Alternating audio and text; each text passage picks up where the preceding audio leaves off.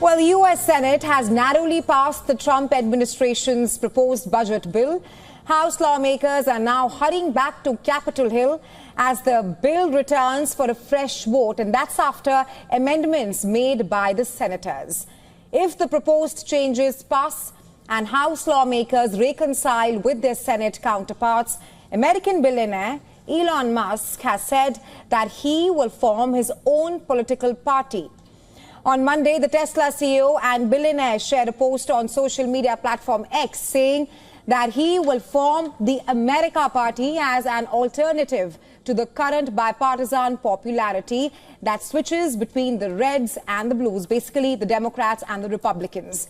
Musk continues his tirade of criticism against Trump's bill, beautiful bill. The flag has rather caused friction between Musk and Trump, causing cracks in the once strong alliance. Elon Musk's primary criticism of the bill is the increase in national debt. If passed by both chambers of the Congress, the bill would expand the national debt by $3.3 trillion. That's between 2025 and 2034. Currently, U.S. national debt stands at more than $36 trillion.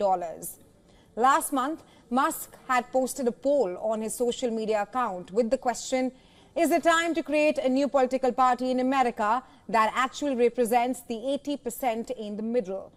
The poll on his account shows an overwhelming positive response. But Musk's push to form a new political party overlooks one fact. America already has a multi-party system.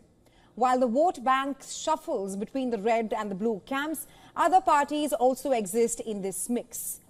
As of January 2025, there are at least 55 distinct ballot qualified political parties in the United States.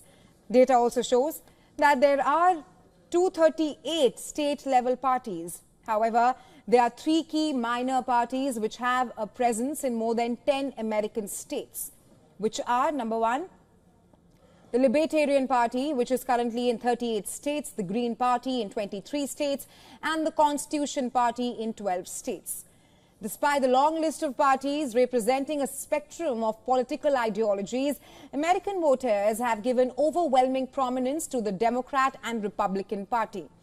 This raises questions on Musk's political ambitions. Number one, does America have the appetite for another party? And number two, will the voters give the billionaire a chance to cut through the popular bipartisan system so far?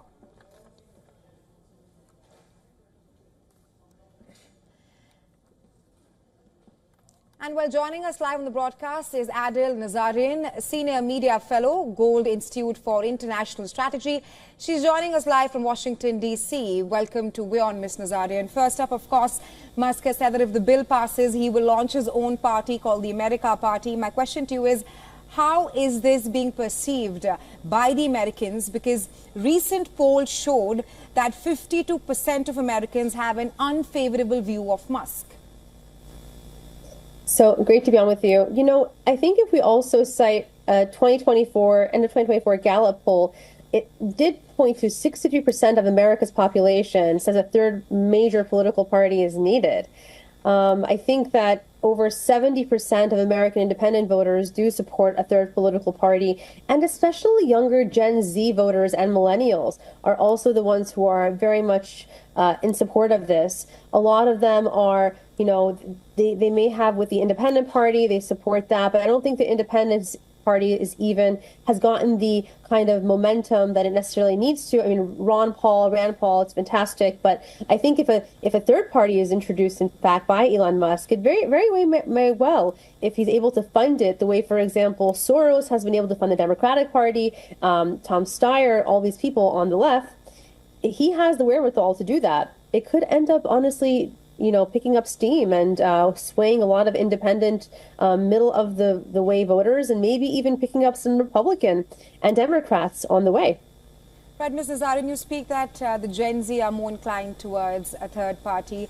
But at this point of time, Musk, you're right, Musk does have the wherewithal to launch a third party. But do you think that it will be successful in perhaps disrupting the bipartisan or the two-party system that we have seen in America? Because America already has few third parties.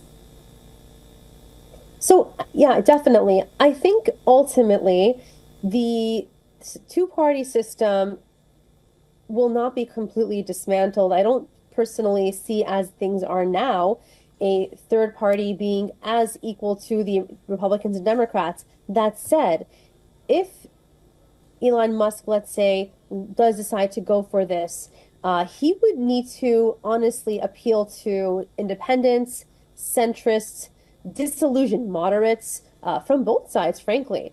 He would need to focus on governance, fiscal responsibility, which is what he was doing as the head of Doge, civil liberties, which many in both parties feel are at stake, and innovation.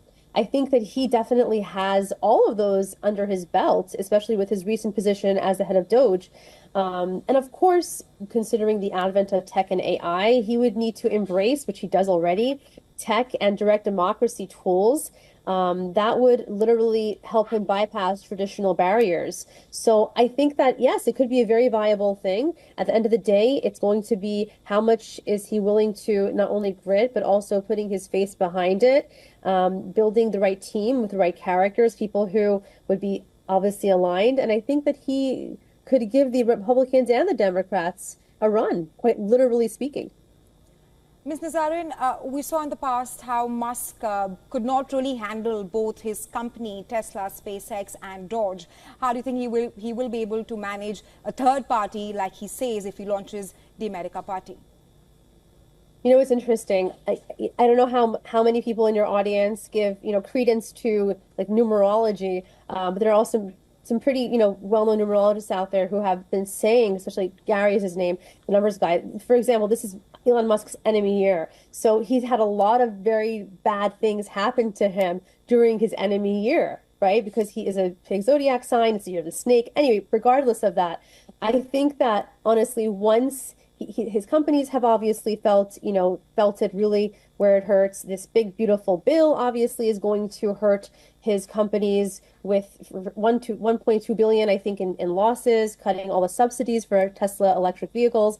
But I think once this 2025 comes to pass, 2026, depends on when he launches it too. Let's say he decides to launch in 2026, 2027.